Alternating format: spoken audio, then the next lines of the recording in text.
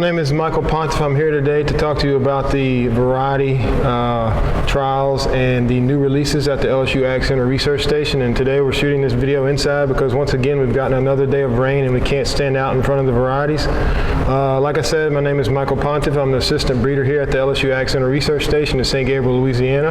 And it's most exciting to tell you about two new varieties we have today that we released in April, L14267 and HOCP 14885. And during our field days, we usually hand out a sheet with our characteristics, and this year we'll be having our field day on July 21st.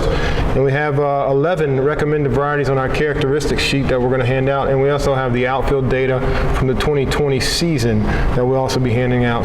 So we released 540 in 2003, and last year we released 13739.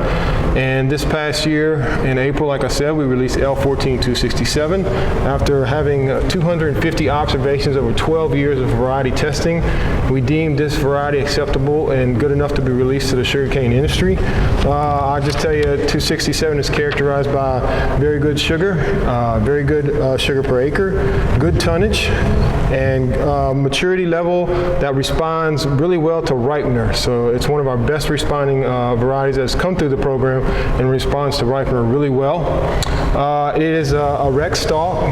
If you'll see it, if you come to the field day, you'll see that the leaves point straight up, which can cause a little bit of problem in shading because usually there's not a lot of shading going sideways from this variety. It has dark green leaves with a large stalk. The disease package on this so far up to this date is good disease package on L14267. It is moderate resistant to brown rust. And the reason that it is moderate resistant to brown rust is because the male parent of L14267 is L01283. And as we know, that has the last several years become a little bit more susceptible to rust. So you have to watch out for a little bit of rust in there, but we haven't seen a high incident of it, but it's something that we have seen during the 12 years of testing on L14267. And it's going to be a little bit susceptible to sugarcane borer. It has a big, like I said, a big stalk, 2.8 pounds in plant cane. It can be a little soft stalk because it's got good sugar, so the borers like that. It is moderate resistant to leaf scald, and it's moderate on the post-freeze detection. It's one of the ones where you have to get to relatively quick if we get a freeze. And like I said about shading, you got to watch the shading of that one. The other variety we have, along with L14267, is 14885, which the parent of that is 07613 and HOCP 04852. Now that one is also very good sugar, very good tonnage. This is going to be a high population stalk cane variety, as opposed to 267. The population is not quite as high as 885, and it's going to have, like I said, good sugar, and it's going to have good early maturity. This one's a little bit better as far as early maturity. It gets that sugar pretty quick in the stalk in the year, and it builds throughout, but it comes a little bit earlier than the L14267. It's going to be resistant to the brown rust and smut. Perhaps a problem with 885 could be there's a whole lot of stalks, so if you get, it can have a tendency to go down. Since there's so many, that could be a problem in harvestability, but we'll see as the acres in that one increases. Because of the high population, it could be, but it picks up real easy by the combine.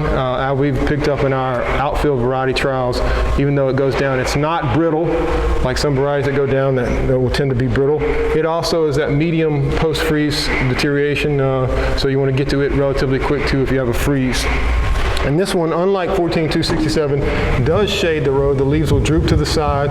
The stalk is not quite as big as 14267, about 2.6 pounds in the plant cane, dropping down from there to 2.4 in stubbles, and a little less than that in your second and your third stubble. But this one, we're looking forward to having a pretty good stubbling ability. It really does well across the board as far as being significantly better than 299, the plant cane crop. Both of these are going to have trouble in the stubbling crops comparing to 299, because 299, of course, is the best stubble out there, over 50% of the acreage. And they both tend to seem to do really well on light soils, and they do not quite as well on heavy soils, but equally well. But 299 is still going to be your best heavy soil variety and your best stubbler.